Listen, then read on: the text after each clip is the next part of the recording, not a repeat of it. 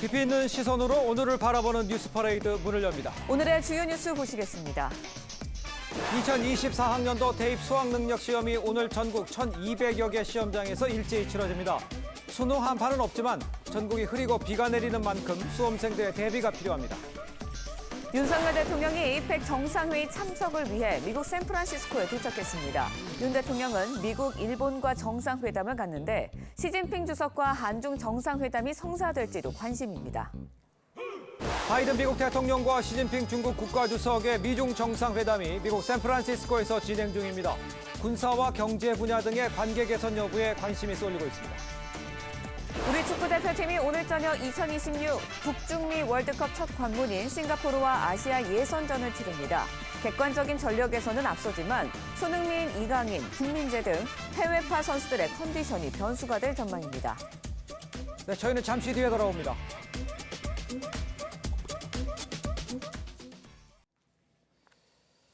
시청자 여러분 안녕하십니까? 목요일 뉴스 퍼레이드 시작하겠습니다. 2024학년도 대학 수학능력 시험이 오늘 실시됩니다. 방역 지침이 완화된 후에 처음으로 치러지는 수능입니다. 시험장에 나가 있는 취재기자를 연결해서 현재 상황을 좀 알아보도록 하겠습니다. 자, 고희동 기자. 네, 설린 인터넷 고등학교에 나와 있습니다. 예, 수험생들 입실이 시작이 됐습니까? 네, 1시간 전인 6시 반부터 학교 문이 열리고 이곳 고사장에 학생들이 속속 도착하고 있습니다. 오늘 시험은 오전 8시 40분부터 시작되는데 수험생들은 30분 앞선 8시 10분까지 입시를 완료해야 합니다.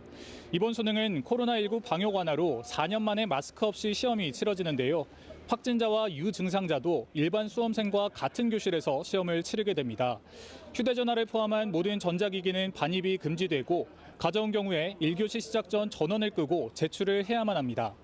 다행히 오늘 수능 한파는 없을 것으로 보이는데 대신 오후부터 전국적인 비 소식이 있습니다. 일부 지역에서는 천둥 번개가 예보돼 있어 듣기 평가에 차질이 우려되지만 교육당국은 수험생 다수가 방송을 듣지 못했을 경우 고사장 책임자인 교장의 판단에 따라 다시 한번 들려줄 방침입니다. 올해 수능에는 50만 4천여 명이 응시를 했고 이 중 재학생은 약 65%인 32만 6천여 명입니다. 수험생 여러분의 좋은 소식 기대하겠습니다. 설린 인터넷 고등학교에서 TV조선 고희동입니다. 바이든 미국 대통령과 시진핑 중국 국가주석의 회담이 미국에서 현재 진행이 되고 있습니다. 군사와 경제 분야에서 양국 관계 개선 여부에 관심이 쏠리고 있습니다. 황정민 기자입니다. 시진핑 중국 국가주석이 전용 차량에서 내리자 바이든 미국 대통령이 반갑게 맞이합니다.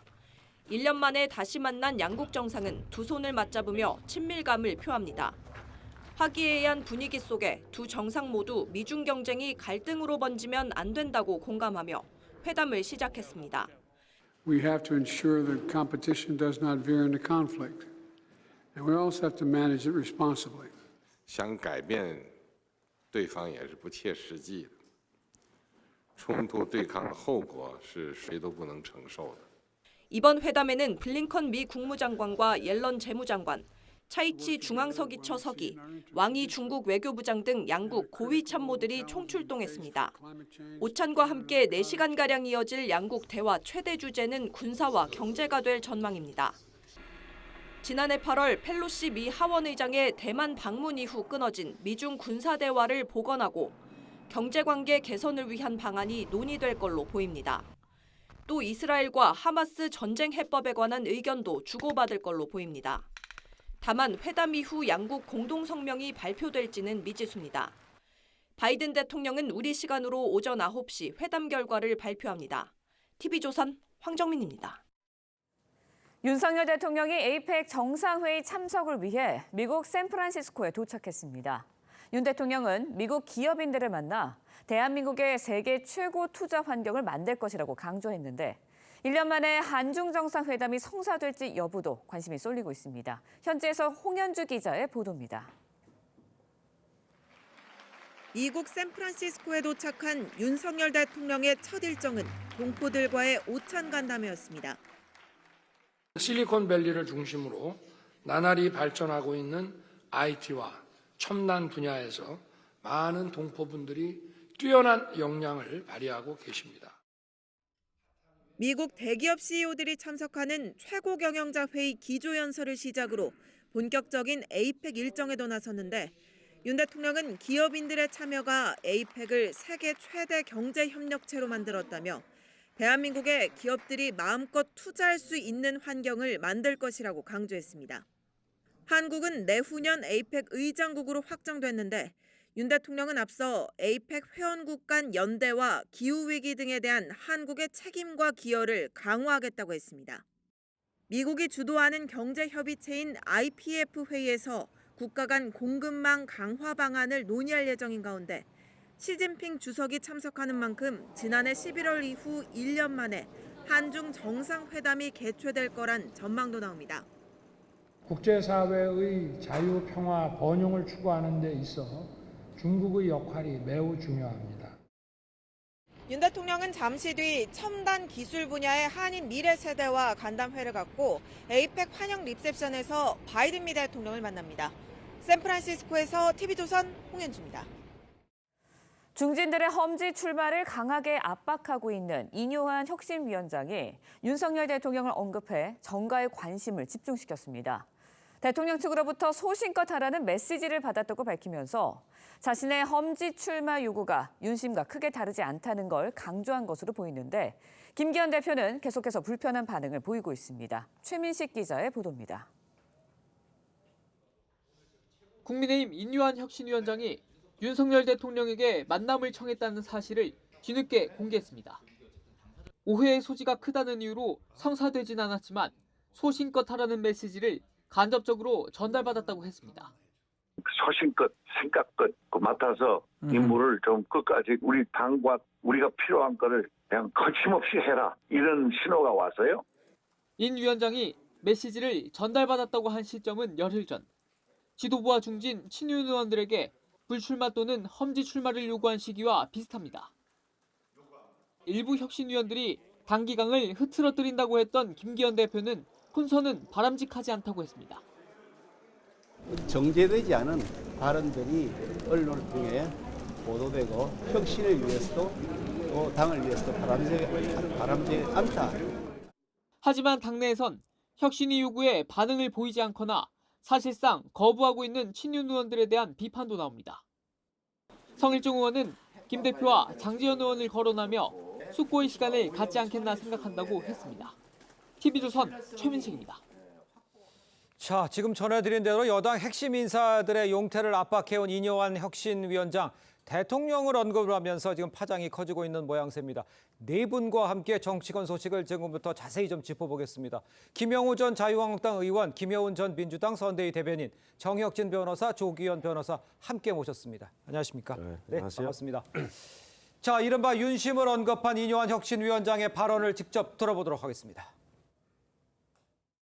대통령에 직접으로 연락 온 건 아니고요. 돌아서 온 말씀이 만남은 오해 소지가 너무 크다. 그래서 그냥 지금 하고 있는 거를 그냥 소신껏 생각껏 맡아서 임무를 좀 끝까지 그렇게 우리 당과 우리가 필요한 거를 그냥 거침없이 해라. 이런 신호가 와서요. 지적할 것 지적하고 아주 긍정적으로 개입을 하지 않겠다. 아니요. 자, 직접 들어보셨습니다만 연락 온 거는 아니지만 대통령으로부터 거침없이 하라는 신호를 받았다. 이뇨한 위원장의 발언, 이 대통령이 친윤 인사들의 험지 출마 혹은 이 불출마 힘을 실어주는 것 아니냐 이런 해석이 나오시기 충분한데 우리 김영우 의원께서는 어떻게 판단하십니까? 지금 이제 그 이뇨한 혁신위원회 성공을 가장 간절하게 바라는 정치인은 윤석열 대통령일 겁니다. 네. 이 혁신이 잘 안 되면은 예. 결국 그 혁신의 실패고 그렇게 되면은 내년 총선에 빨간불이 들어오는 거죠. 그렇겠죠. 그랬을 때 만약에 내년에도 총선 결과 여소야대 상황이 지속된다면은 예. 그거는 윤석열 정부의 실패죠. 그리고 대통령의 레임덕이고. 예. 그래서 지금 아마 누구보다도 국민의힘 혁신, 쇄신에 대해서 가장 간절한 예. 그 아주 절박한 사람은 윤석열 대통령이에요. 네. 그래서 저는 대통령의 그런 그 이뇨한 혁신위의 성공을 바라는 마음과 네. 이뇨한 그 위원장은 이심전심이다 생각합니다. 예. 그리고 지금 이제 김기현 당대표는 혁신위원회에 대해서 상당히 좀 불편한 기색입니다만은 그러니까요. 불편할 수밖에 없는 거죠. 그 불편한 일들을 추진하기 위해서 혁신위원회를 만든 겁니다. 예. 그리고 불편한 일들을 하기 위해서 전권을 주지 않았습니까? 예. 그렇기 때문에 그 불편함은 우리가 감수를 해야 된다. 그리고 또 혁신위의 실패는 곧 김기현 당 지도부의 실패입니다. 김기현 당 대표의 실패예요. 그렇기 때문에 혁신위가 성공할 수 있는 그 길을 터줘야 됩니다. 그래서 다소 불편하겠지만은 지금 그 인유한 혁신위는 혁신을 밀고 나갈 수밖에 없다 생각합니다. 알겠습니다. 그러면 의원님께 이렇게 여쭤볼게요. 인 위원장이 지금 공개한 게 뒤늦게 공개한 거잖아요. 이런 일이 있었다. 응심이 실렸다. 이렇게 지금 얘기한 거잖아요. 그만큼 추진하는 데 있어서 반발도 만만치 않다라고 판단할 수 있는 상황입니까? 네, 저는 그 예정된 수순이라고 봐요. 그렇습니다. 이거 자체가 그 부자연스러운 게 아니라 네. 여태까지 그래도 혁신 성공했다 하면은 그거는 다 불편한 가운데 예. 혁신이 이루어진 것이고 단합과 조화로운 그런 그 혁신 개혁은 불가능한 거죠, 애당초. 그래서 이것은 어쩔 수 없이 일어날 수밖에 없는 일이다 생각합니다. 알겠습니다. 자, 이렇게 이야기를 해주셨습니다만 혁신위와 이 여당 지도부 핵심 인사들 간의 갈등이 커진 가운데 어제 인유한 위원장 윤심을 언급한 것이죠. 일각에서는 대통령실이 조금 직접적으로 좀 조율에 나서야 하는 것 아니냐 이런 이야기도 나오고는 있는 것 같은데 어떻게 보세요? 밖에서 봤을 때는? 그러니까 인유한 위원장이 어제 윤심을 드러낸 게 속을 들킨 거죠. 우리 혁신이 뜰 때 여기 용산과 무관했을까? 아니다. 저 뒤에는 반드시 윤 대통령이 있다. 예. 윤 대통령이 있는데 그걸 마치 인유한 위원장이 싹 가리고 있어서 뭐 국민의힘이 독자적으로 혁신을 하는 것처럼 보였는데 결국은 그 뒤에 윤 대통령이 있다는 거를 들킨 건지 밝힌 건지 어제 다 드러났습니다. 예. 그랬다는 거는 결국 혁신위가 뭔가 용산과 무관하게 자체 혁신을 하려는 의지가 전혀 없이 결국은 하명을 받아서 국민의힘에 던진 거 아니냐. 그래서 중진 의원들 험지 가라고 했는데 아무도 반응이 없고 오히려 주호영 의원은 내가 대우를 지키겠다. 그리고 핵심으로 지목됐던 장제원 의원은 뭐 4,000명 이상의 주민들과 함께 이렇게 하면서 나는 권력이 뭐라고 해도 나는 내 길을 가겠다. 이렇게 반기드는 모습이 보였고요. 예. 김기현 대표조차도 혁신위가 너무 급발진하는 건 아니냐. 정당이라는 거는 당이 중심이 돼서 총선을 치르는 것이 이건 아니다. 이런 식으로 계속 나오기 때문에 예. 인유한 위원장 입장에서는 뭐 혁신이 조기 해체설까지 나오는 판에 네. 이래서는 안 되겠다. 그래서 윤심이라는 저는 최후의 숨겨진 카드를 던졌고요. 야. 그러면 결국 윤심의 뜻대로 앞으로 혁신위가 추진하겠다. 예. 이런 강력한 의지를 보여준 것으로 생각합니다. 알겠습니다. 밖에서는 이제 이런 비판도 할 수 있겠죠. 그런 상황인데 이제 김기현 대표 혁신을 향해서 연일 불쾌감을 표시를 하고 있습니다. 혁신에 전권을 준다 했던 김기현 대표 자신의 거취 문제가 나오자 혁신을 비판하는 것. 아까도 좀 지적을 했습니다만 뭐 자가당착 아니냐 이런 얘기도 나오고 같이 뭐 가야 하는 상황이 어쩔 수 없다 이렇게 생각하고 있는데 우리 정혁준 변호사 보시기에는 어떻습니까? 지금 상황을. 글쎄요. 김영우 의원님 말씀하신 것 같이 지금과 같은 상황이 김 대표한테 유쾌하지 않은 건 당연한 거죠. 그렇습니다. 더군다나 거취 문제라고 하는 거는요. 자신이 스스로 결정할 문제이지 다른 사람들이 왈가왈부하면 누가 기분이 좋겠습니까? 예. 하지만은 지금과 같은 상황에서는 만약에 혁신위원회가 실패한다. 혁신위가 제안한 것들이 아무것도 받아들여지지 않는다. 그렇다라고 하면은 김 대표 거취 문제가 쏙 들어가겠습니까? 네. 오히려 더 크게 거취 문제가 또 문제가 될 것 같기 때문에 예. 그다음에 모든 일에는 타이밍이 있는 거 아니겠습니까? 제 생각에는 적절한 시점에 적절한 결정을 김기현 대표가 하실 것으로 생각이 됩니다. 알겠습니다.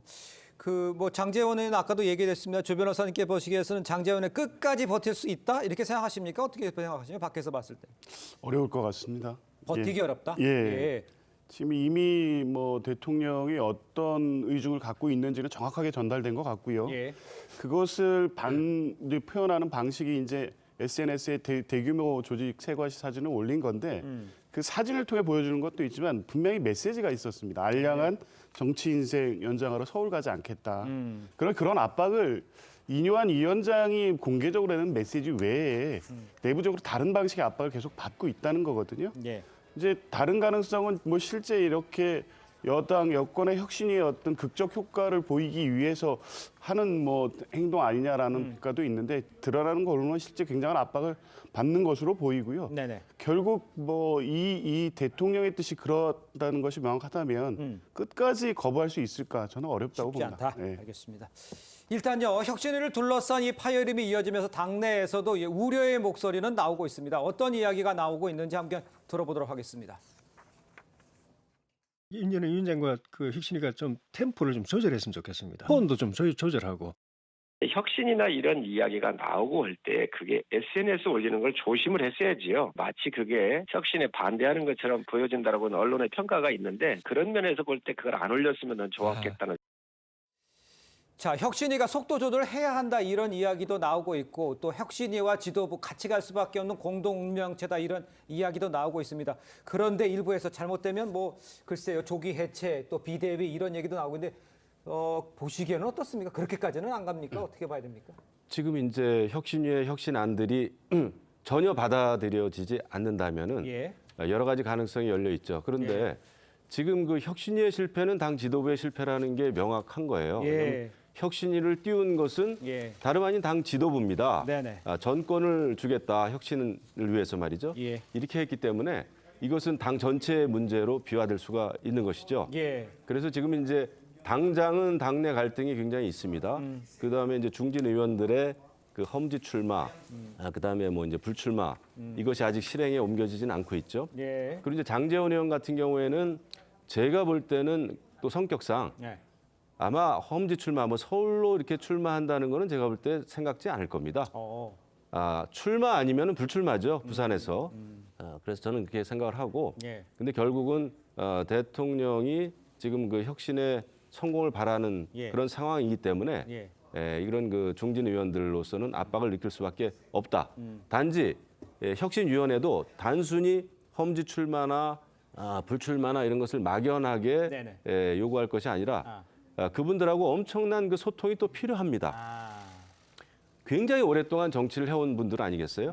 그렇다면은 이번에 총선에서 승리하기 위해서 그분들이 앞으로 어떤 결정을 내리고 어떤 길을 가야 될지에 대해서 그런 그 소통이 이루어져야 됩니다. 정치력이 발휘돼야 되는 거죠. 자존심을 무너뜨려 가면서 압박을 할 수는 없는 것이거든요. 예. 그런 정치를 지금 누군가 하고 있는지 저는 그게 좀 상당히 궁금한 거죠. 그러니까 의원을 뭐 3번씩이나 하셨잖아요. 예. 분위기 상황을 보면 이게 떠밀려서 너 나 그만 하지 말아라는 것보다는 자신의 명분을 가지고 그렇죠. 그만둘 수 있는 그런 기회와 시간이 필요하다 이렇게 보면 되겠죠. 그렇죠. 최악의 경우가 총선 기획단 꾸려져 가지고 거기서 컷오프 현역 의원에 대한 컷오프 기준이 만들어지고 네네. 그거에 의해서 밀려나는 게 가장 그 서글픈 거거든요. 그래서 그 전에 이제 정치적인 결단을 내릴 수 있는 그 조건들은 뒤에서는 좀 마련을 해줘야 됩니다. 알겠습니다. 자, 다음 주제 한동훈 법무부 장관 향한 이 민주당 인사들의 막말 릴레이 이야기입니다. 어제는 한 장관의 입이 윤석열 대통령을 물 수 있다. 한 장관은 탄핵을 바라는 이상한 장관이다. 뭐 이런 발언까지 지금 민주당에서 나왔습니다. 이런 가운데 막말 포문을 연 송영길 전 대표를 향해서 정의당 유호정 의원은 강한 비판을 쏟아냈습니다. 임서인 기자의 리포트를 보고 이야기를 이어가겠습니다.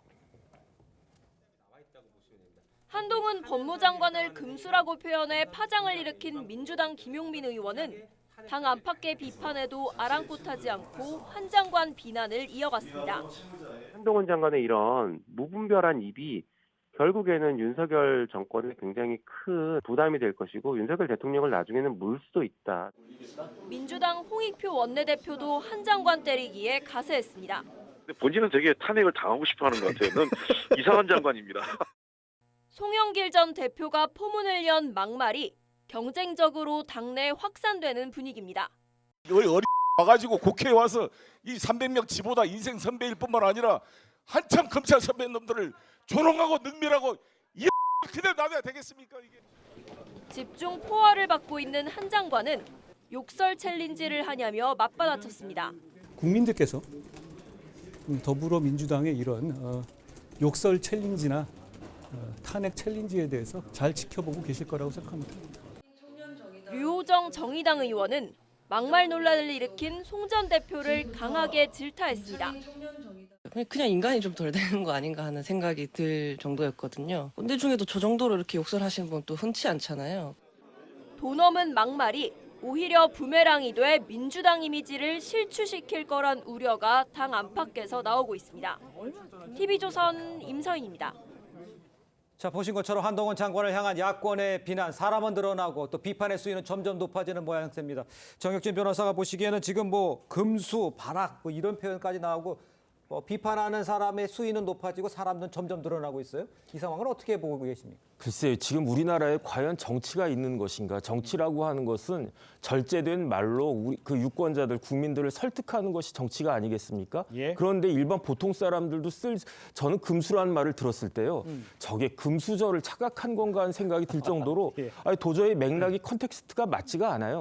어떻게 국회의원이라고 하는 사람들이 저런 단어를 쓸 수가 있나? 예. 그러니까 빨리 이 국회는 끝나고 내년에 총선이 하루라도 빨리 왔으면 좋겠다는 게 개인적인 바람입니다. 알겠습니다. 일단요, 한 장관을 향한 이 거친 공격 청선에 도움이 될지도 여부겠습니다만 당에서는 조금 어떻게 할까, 좀 메시지를 관리한다 이런 것들은 없습니까? 그냥 하는 대로 다 상황을 만드는 건가요? 글쎄요, 국회의원님들이 국민의 대표고 헌법기관이다 보니까 그들의 의사표현에 대해서 예. 딱히 이래라 저래라 할 수는 없는 그런 상황입니다만. 예.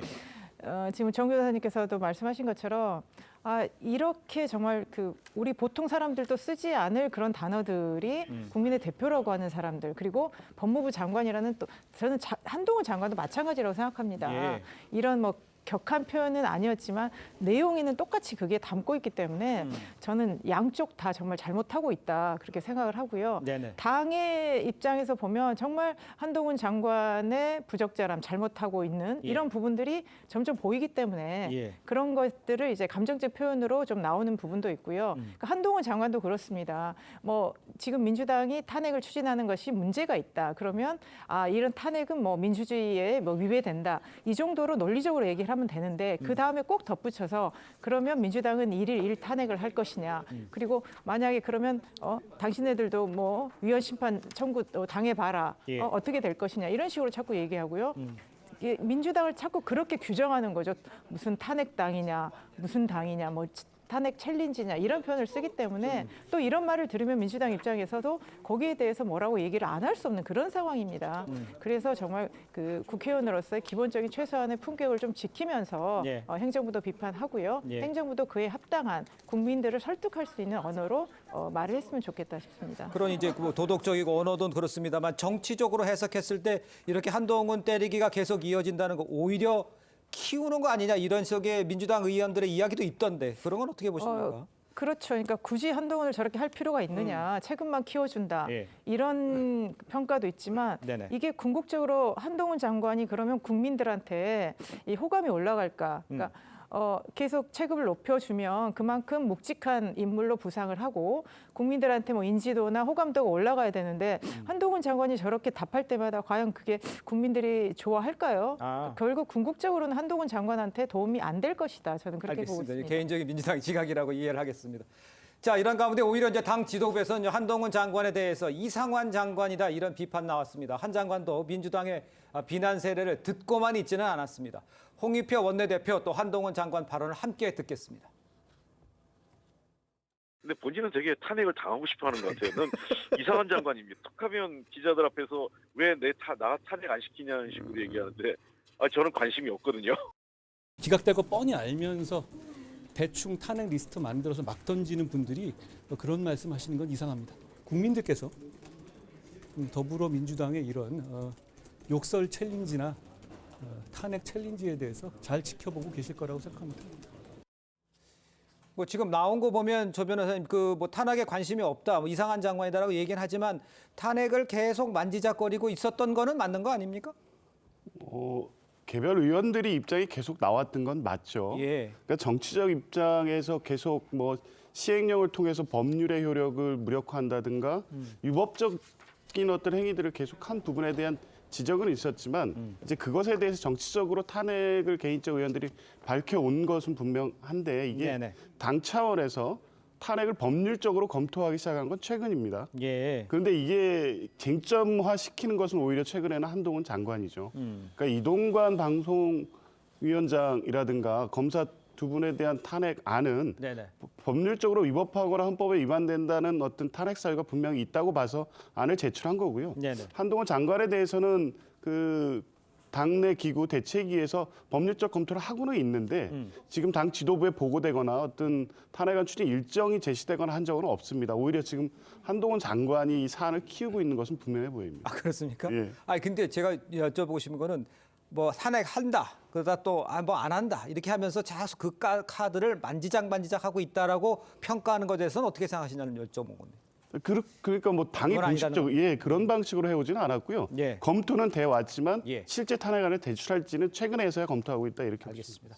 일단 한 장관은 민주당을 향해서 국민들이 지켜보고 계실 것이다 이렇게 맞받아쳤습니다. 한 장관 위헌 정당 해산 심판 무겁고 또 탄핵은 가벼운 제도냐면서 둘 다 최후의 수단이다. 그렇게 쉽게 입에 오르내릴 일은 아니다. 순서가 뒤에 있다. 이렇게 지적을 한 것 같아요. 정혁진 변호사는 이 발언에 대해서는 어떻게 생각을 하시고 위헌 정당 심판 요거에 대해서는 어떻게 생각하십니까? 그 단순히 헌법과 법률에 위반됐다고 해서 탄핵할 수 있는 게 아니에요. 네. 헌법재판소 판례가 있는데요. 탄핵이 되려면 공직자의 파면을 정당화할 수 있을 정도로 중대한 법 위반이 있어야 된다. 이렇게 헌법재판소가 설시하고 있고 마찬가지로 위헌정당 해산이라고 하는 것도 예. 정당의 목적이나 활동이 민주적 기본 질서에 위반되어야만 이게 위헌정당 해산이 될 수 있는 건데 네. 그러니까 결국은 똑같이 최후의 수단인 건 맞고요. 차이점이 있다라고 하면 두 가지인데 첫 번째는 탄핵은 공직자 개개인이 대상인 거고요. 네. 위헌정당 해산이라고 하는 것은 정당이라고 하는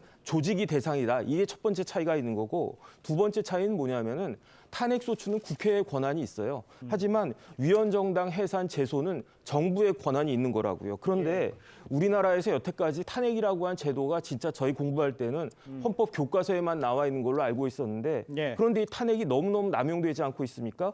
민주당이 다수당이 돼가지고 2021년에 임성근 부장판사 탄핵했죠. 각하됐습니다. 그다음 올해만 들어와가지고 2월 달에는 이상민 장관 탄핵 심판 소추했다가 그 9대 0으로 기각이 됐죠. 그러니까. 그다음에 9월에는 안동환 검사 탄핵했죠. 그다음에 11월에는 지금 이제 폐기가 됐고 뭐 철회가 됐고 그렇지만은 결국은 이동관 방통위원장, 손준성 검사장, 그다음에 그 이정섭 차장검사. 그러니까. 올해만 들어와서 5번이나 탄핵 소추라는 그런 정당이 어디가 있겠습니까? 그래서 만약에 민주당이 지금처럼 탄핵을 남용한다라고 하면 정부가 똑같이 위헌정당 해산을 헌법재판소에 제소한다고 해도 네. 어떻게 민주당이 정부를 비난할 수 있을 것인가? 예. 저는 그런 생각이 듭니다. 알겠습니다. 일단 법무부가 그렇게 하겠다라는 얘기는 안 했습니다. 그리고 그거와 비교했을 때 그렇다라는 비교를 해서 말했다는 점을 제가 다시 한번 정정해서 말씀드리고요. 이런 상황에서 민주당이요. 탄핵안이 기한 내에 표결되지 않더라도 자동 폐기되지 않도록 하는 이 국회법을 고치는 방안도 지금 추진 중이라고 합니다. 그러니까 이제 의석수를 앞세워서 입법권을 남용한 건 아니냐 이런 지적으로 볼 수밖에 없다. 이런 지적에 대해서는 어떻게 생각하십니까? 지금 그런 지적이 맞죠. 네. 지금 168석이라고 하는 거대 의석수를 가지고 예. 계속 일선 검사들까지 탄핵을 하고 있지 않습니까? 저도 제 정치 경험상 이렇게 일선 수사 검사를 또 특정 사건을 수사하는 검사들을 예. 특정 정당이 탄핵을 하는 경우가 정말 흔치 않거든요. 네네. 그래서 민주당은 조금 나가도 너무 나간다라는 생각이 들고요. 네네. 특히 이제 한동훈 장관을 자꾸 이제 공격의 타겟으로 삼는데 사실 민주당은 지난 문재인 정부 때 말은 검찰 개혁이다 하면서 검수완박을 밀어붙였잖아요. 그렇습니다. 그러니까 이제 검찰이 잘못한 점도 분명히 많았지만은 과거 역사상 예. 그렇다고 하더라도 검찰에 대한 어떤 증오를 가지고 검수완박이라는 걸 밀어붙였습니다. 정치적으로. 네. 그렇게 하다가 결국은 정권을 빼앗겼습니다. 민주당은. 그런데 정권을 빼앗기고 난 이후에도 지금도 어떤 한동훈 법무부 장관을 검찰의 이제 상징이라고 생각을 하는 거죠. 예. 그래서 지금 이제 민주당의 전략은 한동훈 장관을 건드리고 공격하면서 예. 이제 윤석열 정부의 힘을 뺀다라는 작전인 것 같은데 예. 계속 번번이 실패해 오고 있지 않습니까? 네. 그러니까 한동훈 장관을 둘러싼 여러 가지 가짜 뉴스도 많이 만들었고 그리고 한동훈 장관 먼저 도발을 한 적은 제 기억에는 별로 없어요. 근데 이제 대정부 질문이라든지 상임위에서 많은 민주당 의원들이 한동훈 장관에 대해서 굉장히 공격적으로 나왔죠. 예. 거기에 대해서 한동훈 장관도 이제 반발을 많이 했는데 이러한 정치 상황 자체가 굉장히 이 국민들 사이에서는 사실 피로도가 쌓이고 있습니다. 아하. 예, 정상적인 정치가 아니잖아요. 예. 검사를 이렇게 쉽게 탄핵한다는 것도 상식적이지 않거든요. 그래서 이런 상황을 빨리 매듭을 지어줘야 된다 이런 생각을 합니다. 알겠습니다. 자, 특히 송영길 전 대표의 막말에 대해서 의원들 중에서 가장 막내격입니다. 정의당 유호정 의원 직격탄을 날렸습니다. 직접 듣고 오겠습니다. 꼰대라는 말을 좀 붙이는 것도 부적절할 수 있겠다라는 생각이 좀 들었어요. 그냥 인간이 좀 덜 되는 거 아닌가 하는 생각이 들 정도였거든요. 민주당이 꼰대 정치를 극복하지 못했음을 스스로 좀 증명하신 것 같아요. 꼰대 중에도 저 정도로 이렇게 욕설하시는 분 또 흔치 않잖아요. 그래서 공적인 자리를 지내신 분, 당대표 지내신 분이 저런 말씀을 하시면 절대 안 된다라고 생각을 하고. 뭐 유호정 의원도 지금 그렇게 비판을 했고요. 그다음에 윤희숙 전 의원도 글쎄요, 그 비판을 강하게 했어요. 정혁진 변호사께서 보시기에는 저런 비판, 민주당 내와 관련된 사람들의 비판도 포함해서 어떻게 보셨습니까? 일단은 원칙적으로 저런 말은 좀 과하다는 그런 생각이 드는데 네네. 과하긴 하지만 과히 틀린 말인가 저는 그런 생각이 들고요. 일단 무엇보다도 저런 이야기를 듣게 된 것은 예. 송영길 전 대표가 자초한 측면이 너무 크다. 왜 저렇게 무슨 북콘서트인지 그 출판 기념회지에서 저런 식으로 말도 안 되는 그런 이야기를 쏟아 놓으니까 그것보다 오히려 더 큰 역공이 있는 거 아니겠습니까? 네네. 그 돈 문제도 마찬가지예요. 왜 다른 사람하고 비교를 합니까? 자기가 이렇게 산다 그 이야기만 하면 되지. 예. 그다음에 생각을 해보면요. 송영길 전 대표는 2000년부터 지금까지 우리나라 최고위직 공무원을 역임한 사람이에요. 연봉만 1억이 넘는 연봉을 20년 넘게 국가에서 받은 겁니다. 회사에서 예. 받은 것도 아니고요.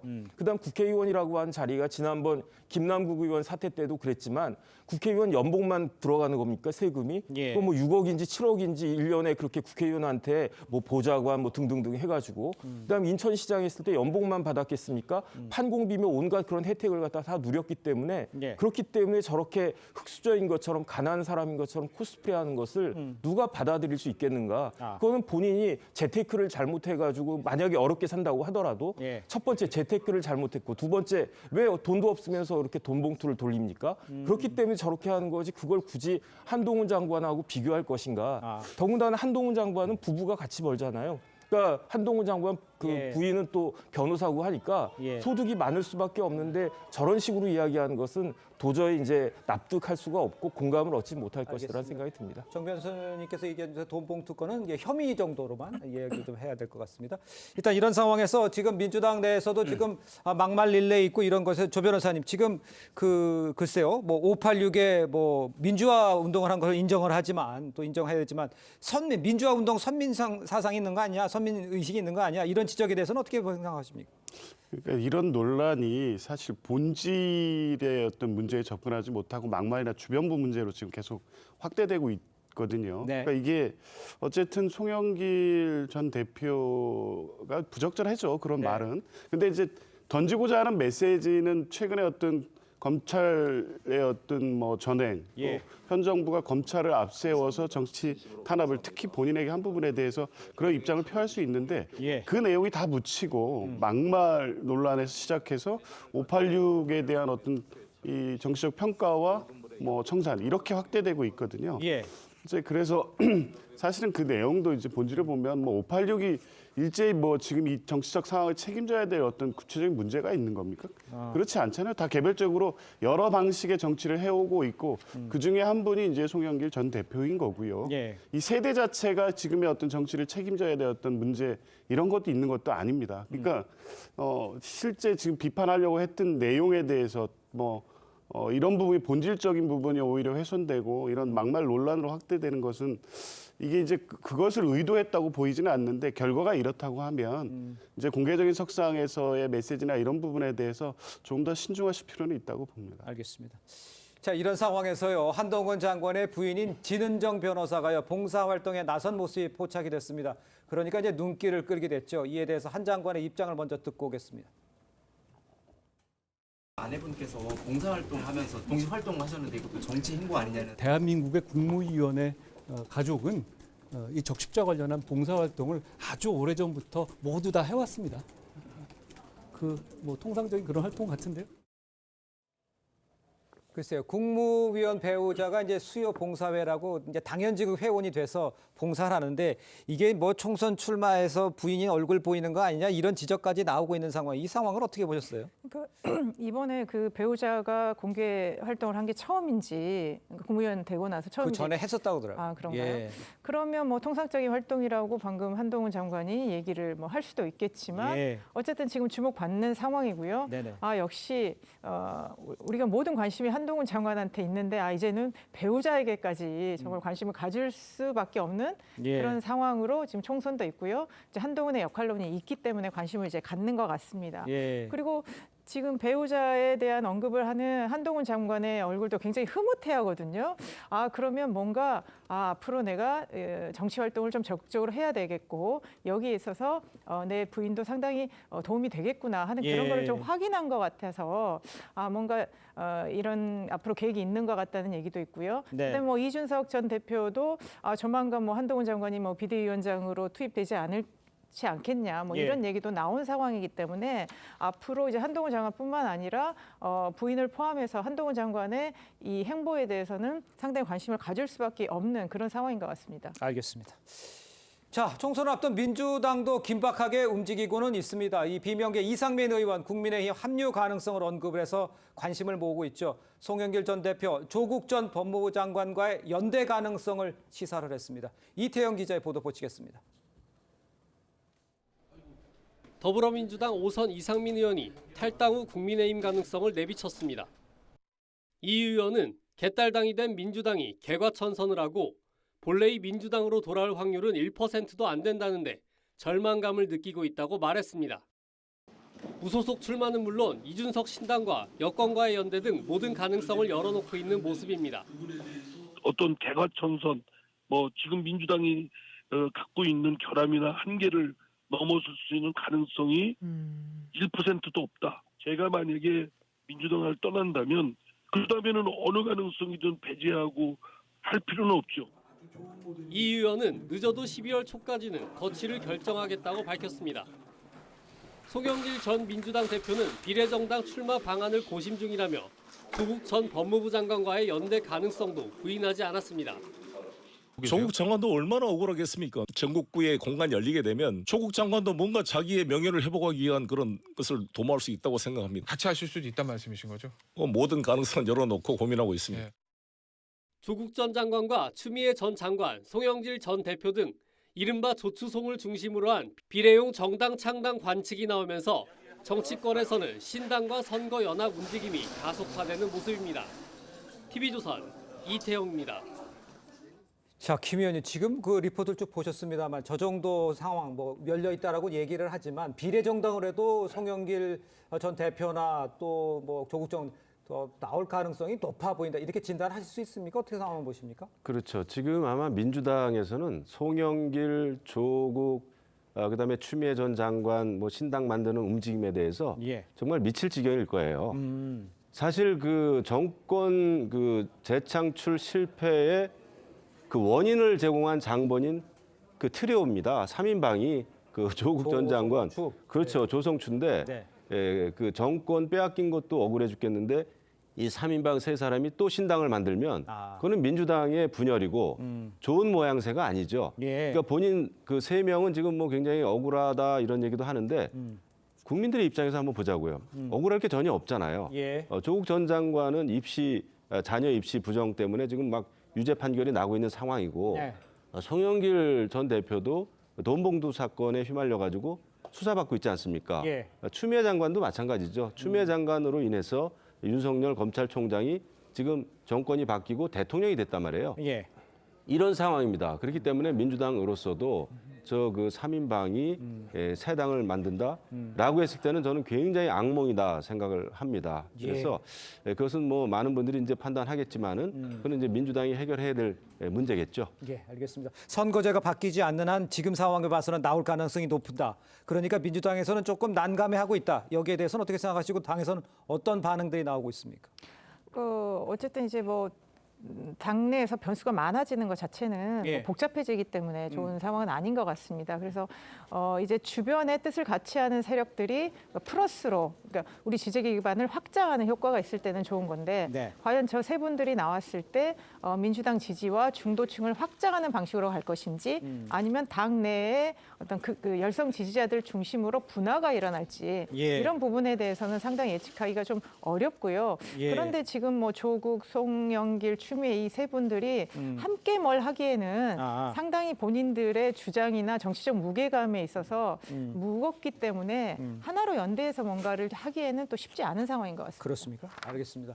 자, 이런 상황에서 어제요. 민주당 의원 30명이 위성정당 방지법을 당론으로 추진하자면서 기자회견을 열었습니다. 그러니까 이제 송영길 전 대표 또 조국 전 장관 연대 가능성 뭐 이런 리스크가 사전 방지하자 이런 움직임이라고 볼 수가 있겠는데 정혁진 변호사께서 보시기에는 이 법안 추진 가능성은 있는지 이런 움직임에 대해서는 어떻게 평가를 하시는지. 가능성이라고 보기보다는요. 예. 저거는 반드시 되어야 될 당위라고 생각을 하는데 예. 과연 지금 국회에서 그걸 갖다 해낼 수 있을 것인가 거기에 대해서 회의적이긴 하지만 그런데 중요한 건 뭐냐면요. 저렇게 위성정당이 만들어지면 과연 민주당에게 유리할 것인가 저는 그렇게 보이지가 않거든요. 현실적으로 생각을 해보면 조국 전 장관이 만약에 뭐 12월이든 1월이든 그 출마 선언을 하고 출마를 한다고 해도 만약에 지금 항소심 재판 중인데요. 2월이나 3월이나 아니면 4월 초에 총선 직전에 조국 전 장관이 항소심 판결이 나와서 법정 구속이 된다라고 생각을 하면 그러면 총선에 어떤 영향을 미치겠습니까? 이건 송영길 전 대표도 마찬가지고요. 지금 민주당 입장에서는 이재명 대표 한 사람에 대한 사법 리스크도 벅찬데 여기에다가 조 전 장관의 사법 리스크, 송영길 전 대표에 대한 사법 리스크 이런 것까지 있게 되면은 이거는 참 나쁜 영향을 미칠 것 같다. 그거를 알고 이 위성정당 방지와 관련된 이전의 공직선거법으로 돌아가는 조치가 아마 필요할 것이다라고 생각은 하지 않을까 싶습니다. 알겠습니다. 총선이 다가오면서 정치권 더욱더 급박하게 돌아가고 있는 모양새입니다. 자, 네 분 말씀 여기까지 듣겠습니다. 고맙습니다. 고맙습니다. 네, 우리 축구 대표팀 오늘 저녁 2026 북중미 월드컵의 첫 관문 싱가포르 아시아 예선전을 치릅니다. 주장 손흥민은 첫 골의 중요성을 강조하면서 자신의 네 번째 월드컵을 향한 각오를 밝혔습니다. 이다솜 기자입니다. 싱가포르전을 대비한 베트남과의 평가전에서 6골을 몰아쳤던 클린스만호. 주장 손흥민을 비롯해 이강인, 황희찬 등 주축 선수들이 골고루 골맛을 보며 과정과 결과 두 마리 토끼를 모두 잡았습니다. 역대 최강의 멤버라는 평가 속 이제부터는 실전입니다. 싱가포르는 피파 랭킹 155위로 객관적 전력에서는 우리의 상대가 되지 못합니다. 주장 손흥민은 베트남전 승리가 도움이 됐다면서도 긴장감을 늦추지 않았습니다. 축구하는 사람으로서 그렇게 수비를 다 내려서 하면 어느 팀을 상대도 쉽지는 않아요. 시퀀스를 빨리 만들어서 경기를 편하게. 다만 해외파 선수들의 컨디션은 변수입니다. 손흥민 역시 시차 적응으로 애를 먹고 있는 가운데 핵심 수비수 김민재는 소속팀에서의 많은 경기 일정으로 피로도가 높은 상태입니다. Play World Cup qualifying, he died for that. And Minje is never tired. 싱가포르는 한국 귀화 선수 출신 송의영을 앞세워 이변을 일으키고 싶다는 바람을 전했습니다. 우리 선수들은 경기장을 가득 채울 6만 관중에게 승리를 선물한 뒤 중국 원정을 떠나겠다는 각오입니다. TV조선 이다솜입니다. My dad did the relationships and bonds that he's formed while he was in the military. I kind of saw that and I envied that and I was like, maybe one day I want to be like that.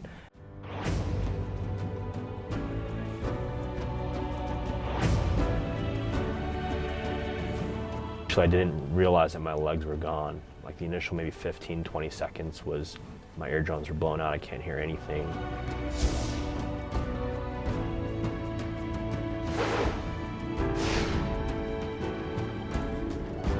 But for me, I convinced myself that it was gonna be something that's gonna make me stronger and make me better. That I was gonna make this. I wasn't gonna make this define me. I always tell myself that an opportunity and one door closes and 3 or 4 open at the same time.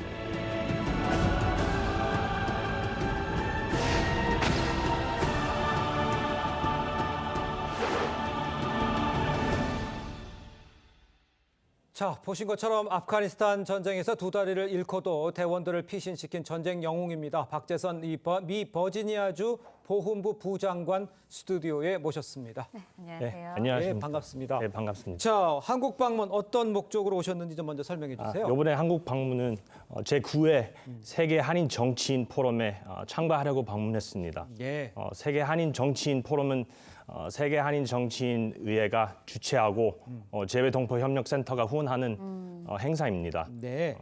전 세계에서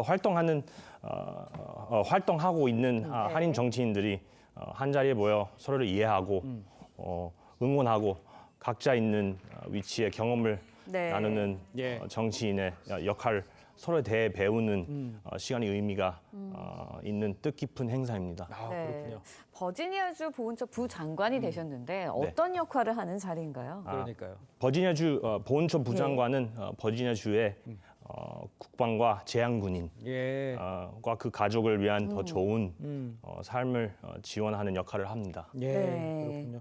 임명이 1월에 되셨는데 그동안 어떤 일을 하셨는지 또 실제 일을 해본 것들이 어떤 게 있는지 좀 궁금하네요. 네. 제향군인을 위한 복리시설에 중점을 두고 예. 일하고 있는데요. 그렇군요. 특히는 제향군인 병원 시설 그리고 그 시스템을 더 쉽게 사용할 수 있도록 하고 그리고 제향군인과 가족 텍스 세금은 적게 내게 하고 그들 더 편안한 삶을 이끄는 그런 이니시티브 같은 거를 지시하고 있습니다. 예, 그렇군요. 아버지도 군인이셨던 걸 알고 있는데 맞아요. 부자가 미 육군 사관학교를 나온 건 한국인으로서는 최초라고요. 네. 그렇습니까? 아버지와 내가 한이 최초로 네. 미 육군사관학교로 졸업한 부자라고 알고 있습니다. 예. 네, 아버지 모습을 보면서 이제 군인이 되겠다는 생각도 하셨을 것 같은데 어떤가요? 그럼요. 아버지의 모습을 보며 자랐기 때문에 나도 군인이 되겠다고 생각했죠. 아버지의 영향을 많이 받았습니다. 예. 뭐 되새기고 싶지 않은 이야기일 수도 있겠습니다만 이 아프가니스탄 파병됐다가 폭발 사고를 당하셨다고 얘기 들었습니다. 화면에 좀 나왔고요. 네. 어떤 상황이었는지 좀 설명을 해주세요. 그때 네. 그 상황이 심각했죠. 예. 많이 아팠죠. 그때 피를 많이 흘려서 지혈하려고 많이 애썼죠. 네.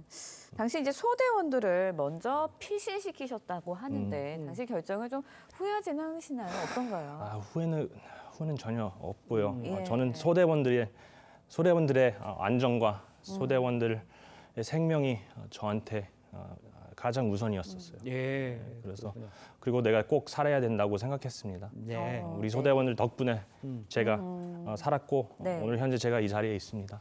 그렇군요. 예.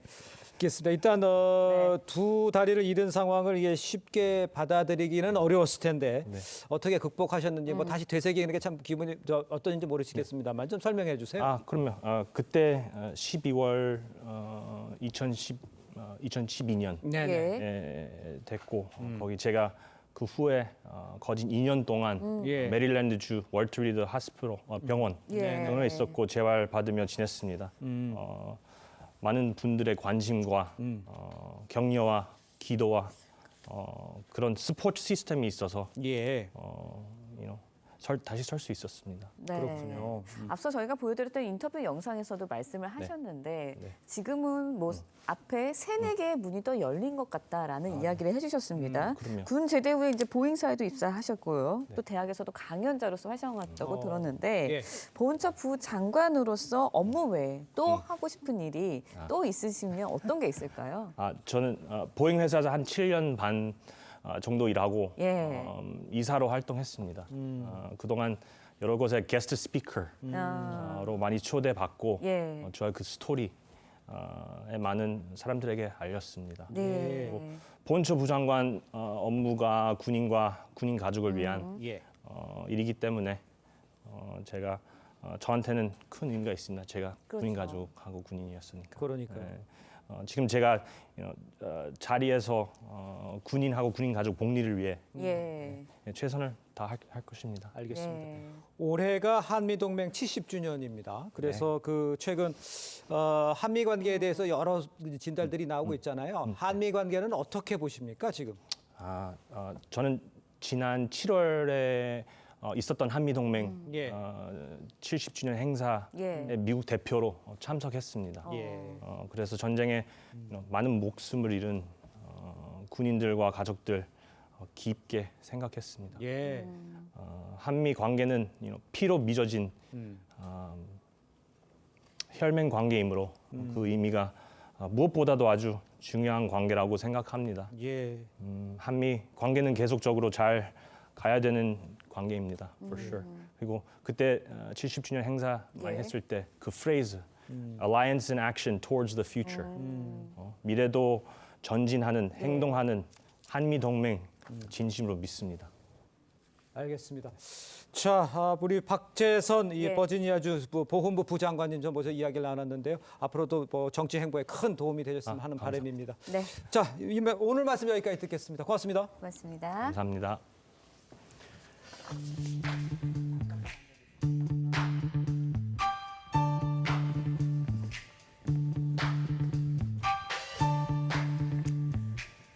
네, 렌즈에 담긴 그 순간 그 의미를 짚어보는 시간이죠. 사진 기자가 선택한 아침의 한 장입니다. 오늘은 조선일보 사진부 고운호 기자와 함께합니다. 안녕하세요. 안녕하십니까. 오늘 아침에 볼 사진 어떤 건가요? 네, 오늘 볼 사진은 수험생이 응원을 받으며 수능 대박 골든벨을 울리는 장면입니다. 수능 예비 소집일이었던 어제 코로나 이후 4년 만에 수험생들을 응원하는 다양한 행사가 열렸습니다. 현장의 사진들 함께 보시죠. 광주의 설월여고, 수험표를 받은 수험생들이 수능 대박종을 치며 교문을 나섭니다. 후배들은 응원 글귀가 적힌 피켓을 들며 흥을 돋구고 교사는 제자를 포옹하며 격려했습니다. 설월여고는 개교 이후 20여 년째 수능을 하루 앞둔 예비 소집일에 학내에서 수험생들을 응원하고 있습니다. 코로나로 잠시 중단됐으나 올해부터 다시 행사를 가졌습니다. 힘찬 응원이 수험생들에게 큰 힘이 되겠는데요. 학교마다 특색이 있을 것 같은데 어떤가요? 네, 서울 중동고는 단체 점퍼를 입은 후배들이 모여 응원 구호를 외쳤습니다. 수원 효원고와 대구 구암고는 잔반 줄이기 운동으로 비용을 모아 랍스터구이 특식을 제공했습니다. 봉은사에서는 학부모들의 간절한 마음을 담은 학업 성취 기도가 밤 늦게까지 이어졌습니다. 이번 수능은 전국 1279개 시험장에서 수험생 50여만 명이 시험을 치릅니다. 오늘도 현장의 사진 기자들은 수능 날의 이모저모를 기록할 예정입니다. 네, 잠시 후 수능이 시작이 됩니다. 우리 수험생들 긴장하지 마시고 준비해 왔던 만큼 좋은 결과 있으시길 응원하겠습니다. 지금까지 아침의 한 장이었습니다. 수능일인 오늘 전국에 비가 내리겠습니다. 인천과 경기 북서부, 충남 서해안에 곧 비가 시작되겠고 그 밖에 수도권과 서쪽 지역은 오전 중에 이후 오후에는 전국으로 비가 확대되겠습니다. 예상되는 비의 양은 5에서 30mm로 많지는 않겠는데요. 다만 서쪽 지역은 돌풍이 불고 천둥, 번개가 동반되겠습니다. 비는 오늘 밤이면 모두 그치겠습니다. 수능 시험을 보는 동안 큰 추위는 없겠습니다. 현재 서울의 기온이 6.8도로 평년보다 3도 정도 웃돌겠는데요. 오후 시간대에는 기온이 오르지 못하며 춥겠습니다. 오늘 한낮 기온 살펴보겠습니다. 서울이 7도, 대전 9도, 대구 10도가 예상됩니다. 내일 아침에 기온이 더 떨어져서 영하권 추위가 찾아오겠는데요. 오후부터는 서울 등 내륙 곳곳에 첫눈이 내릴 것으로 예상됩니다. 날씨였습니다. 네, 이상으로 목요일 뉴스 퍼레이드 마칩니다. 네, 저희는 내일 아침 7시 30분에 다시 찾아뵙겠습니다. 시청해주신 여러분 고맙습니다.